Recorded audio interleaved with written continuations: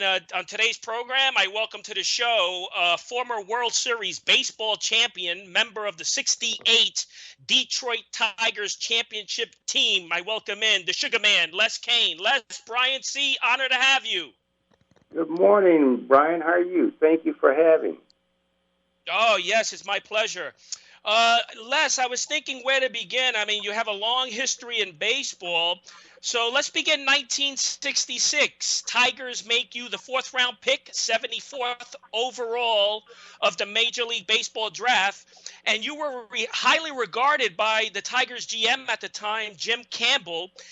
Jim Campbell was quoted in the December Sporting News issue calling you the real prospect. Share with us, if you can, recalling your memories of how that '66 draft day began for you. Well, in 1966, that was the first year of the draft. Prior to that, you had 24 teams out there following players, kids, college guys, or semi-pro players, where you'd have a host of scouts, or what they call bird dogs, for the different clubs. And they'd be vying for everybody about what they could promise they could do to you and that kind of stuff. But because they thought that it was going to break baseball, they decided to have a draft, and that's where it started. And I was the Tigers' fourth draft choice. Matter of fact, I just graduated, or I was graduating from high school, and the scout, Bernie DeViveris, called me and says, listen, we're going to draft you. So, just sit tight and don't go to college, because I had a couple of scholarships offered. And that's what happened. I was drafted by the Tigers in '66 in June. And it wasn't a big fanfare. I think after the signing, it was just my parents, Bernie DeViveris, and myself at my home. And then a couple of days later, the local newspapers got it, and that we ran with it from there. And Les, many ball players all over the country over time can only dream of ever making it to the big leagues, let alone making it as a rookie on a championship team like you did. Take us back to that '68 Tigers team. What made that team so special in your eyes? Well, the Tigers, the year before, in '67, they had a run against Boston, and Boston beat them out. And that was when they just, you had one winner in the American League and one winner in the National League. So they had a good team then. It wasn't like they didn't have the players to do it. It just that they fell short. So in '68, I was invited to the spring training with the big club because they have a 40-man roster.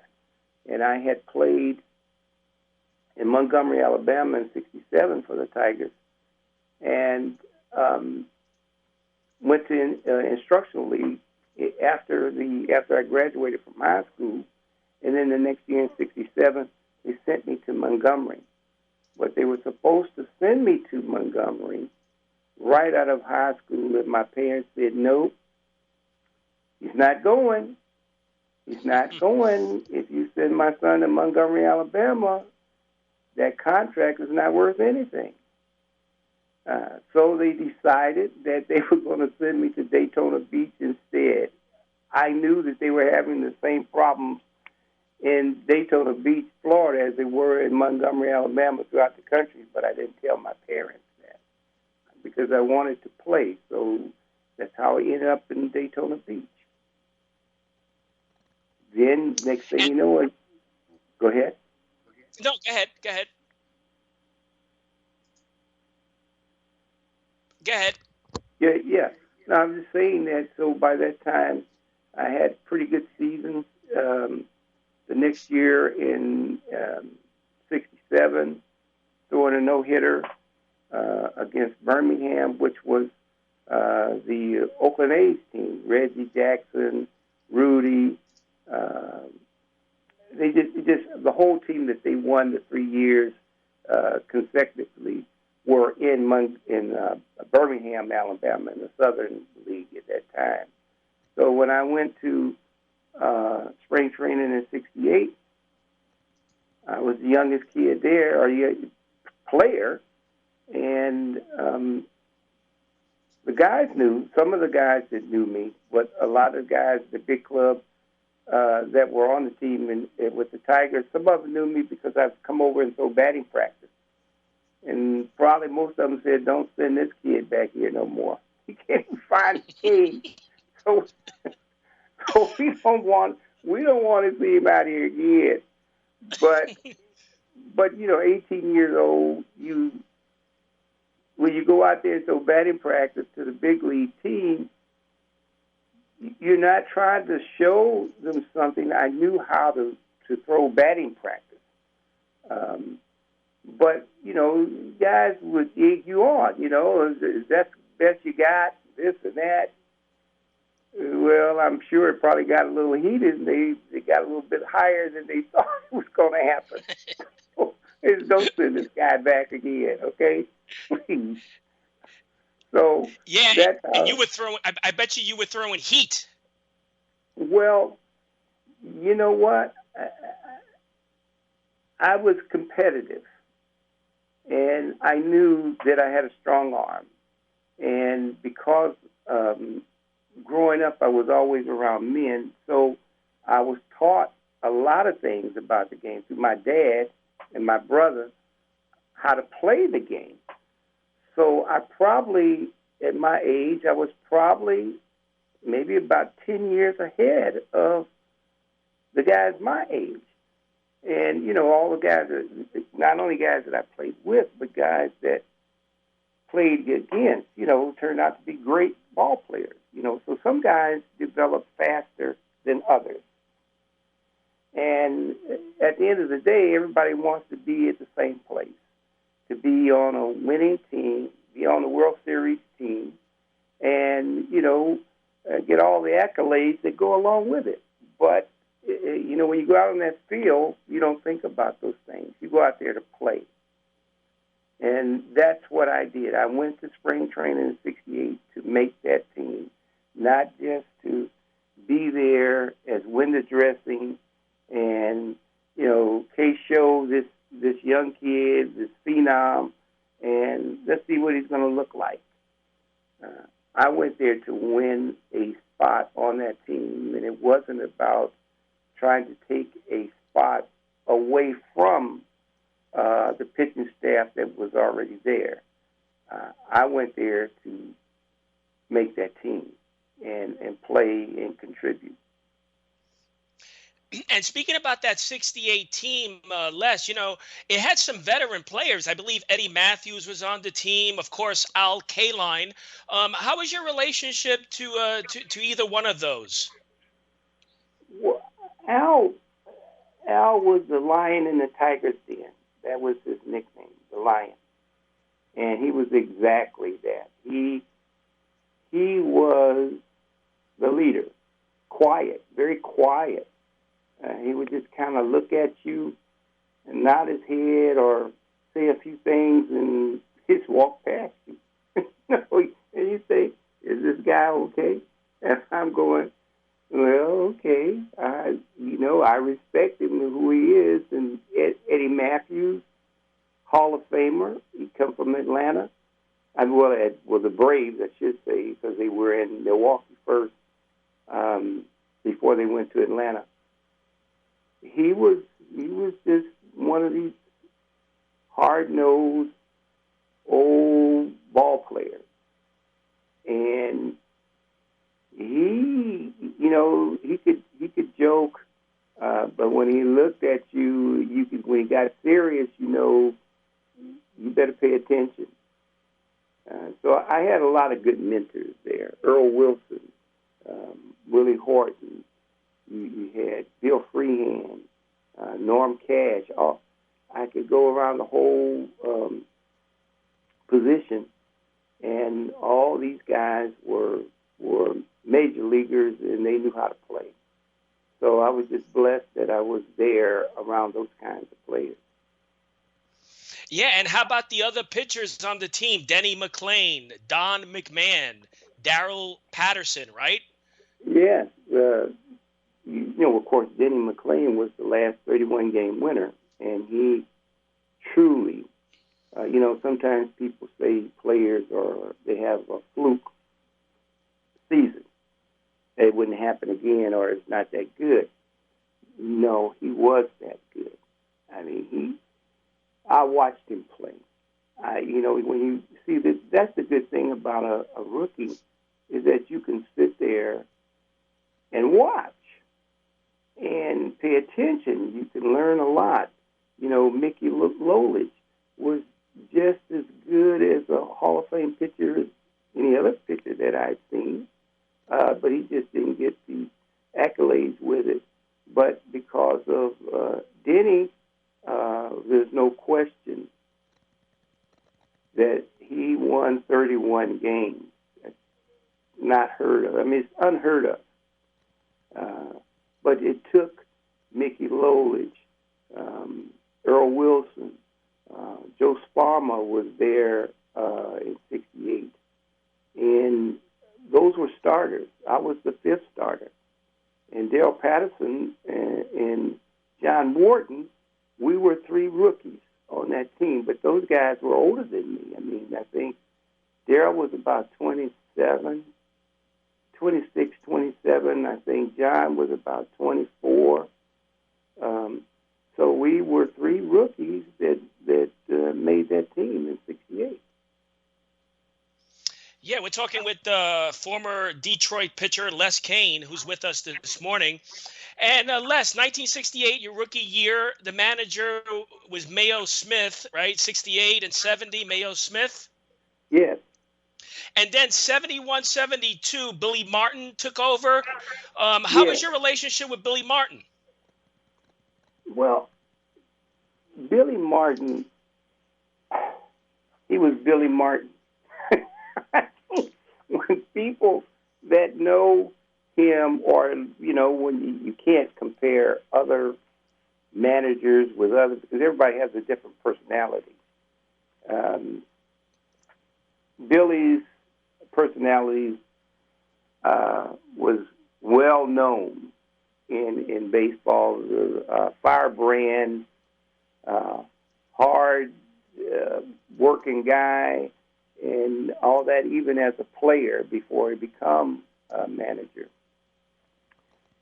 He had a certain way that he wanted everything his way, and sometimes he shot his own self in the foot, because if you look at his career, he only lasted about not quite 2 years every place he went, and he was with the Yankees 4 times. So he knew baseball, but sometimes he would just his own personality got in the way, and because he had good qualities, yet just like everybody else, he had some bad qualities, and sometimes the bad qualities overshadow the good stuff. So that's what I think about Billy Martin. Mayo Smith was a guy that he wasn't quiet, but he knew what was going on, but a lot of people didn't think he was paying attention to what was going on. Sometimes he would respond something to somebody, would ask him a question, and sometimes it would sound like it taking 15 minutes to answer it, but he would answer it. He was very smart. At least I thought he was. 18-year-old kid, you think everybody's smart. And what about Johnny Sane? I know you have fond memories about Johnny Sane. Johnny Sane was probably the best pitching coach in baseball at that time, before and after. And then I had some good teachers. There was a guy named John Gradzicki that was in our minor league system that worked with me. When I met him in Daytona Beach, he wasn't even playing. He was just throwing batting practice to our team every home game. His guy was 60-some years in, and he just had a lot of wealth of information, and I stayed by him. And then when I got to meet Johnny Sane, it was a different level of teaching, and Johnny was high on positive thinking. As a matter of fact, I still have a couple of books of his. This guy was unbelievable, and he ended up turning in quite a few good pitching coaches after he got out of the game that were extremely successful, all because of his tutelage. He was special, and he never turned his back on any player, whether that was under his direction when he was with that club and he went to another club. Players would seek him out before the game started or during the game, and they would talk, and he would talk about pitching. I'm sure some of the clubs didn't like him doing that, but he was a teacher, a wonderful teacher, and a good human being. So those are kind of things that, stick with you, and you try to incorporate that in your own personality. Now, I have about 5 minutes left, Les, and I want to ask you if you can share quickly the story you told me about Mickey Mantle.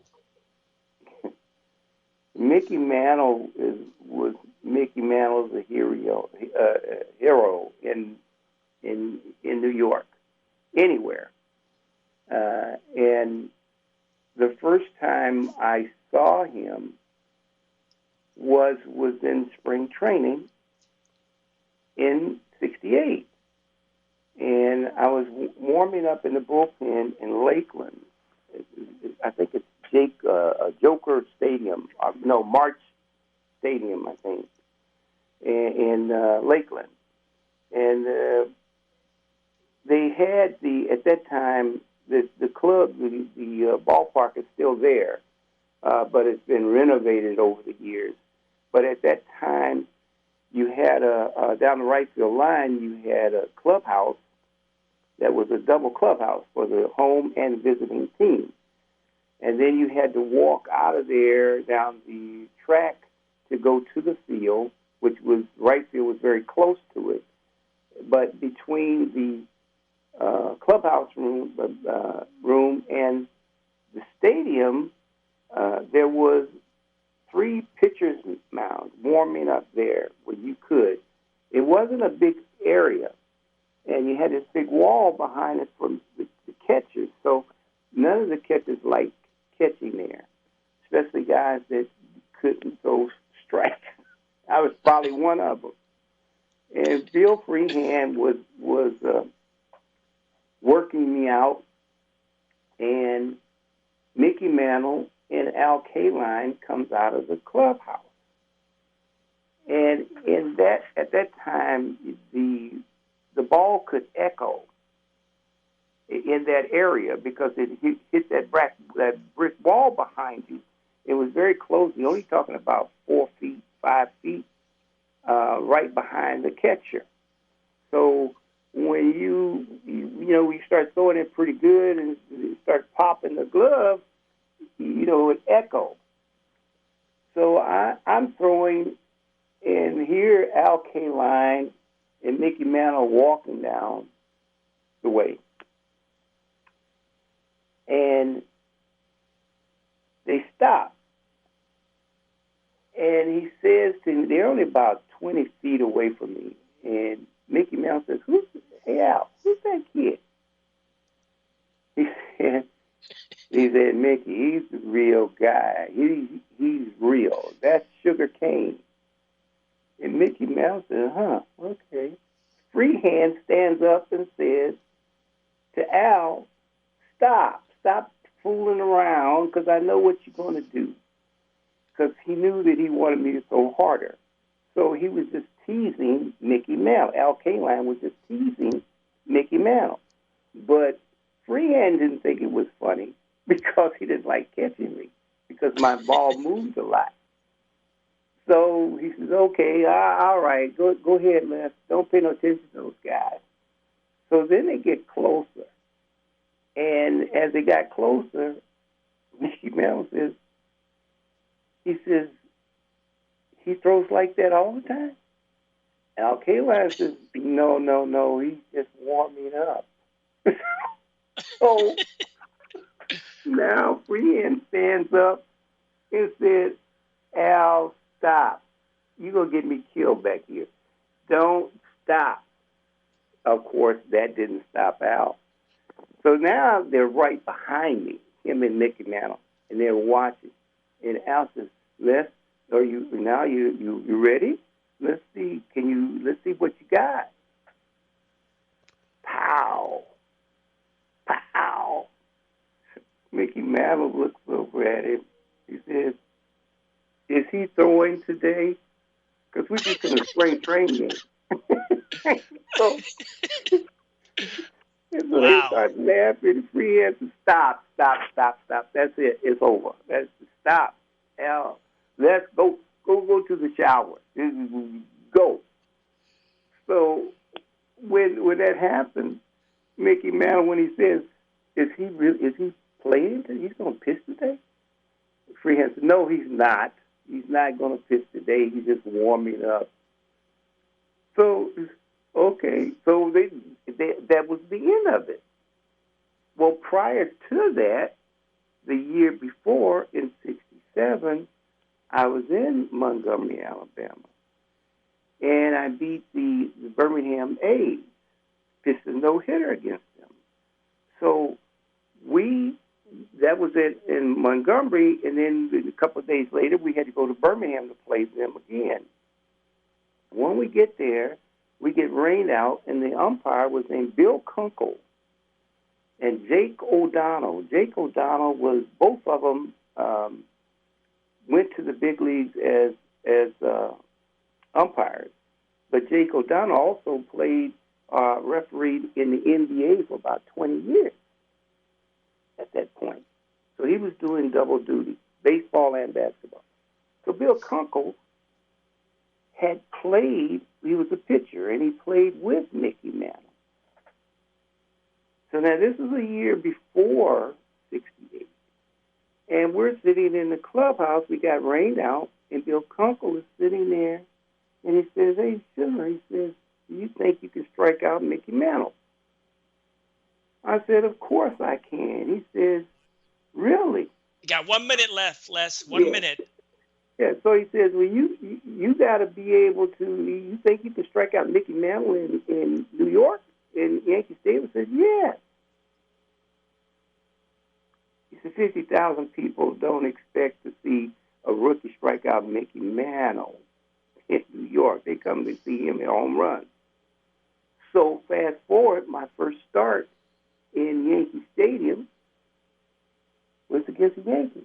Who was behind the plate umpire? Bill Kunkel. Mickey Mantle didn't start that game, but he come in and pinch hit it in the sixth inning. He sees me. Mickey Mantle sees me, and he's walking to the batter's box, and he just glared at me, going, I know he's sitting there. I know who this kid is. Well, him and Bill Kunkel talking and freehand are laughing.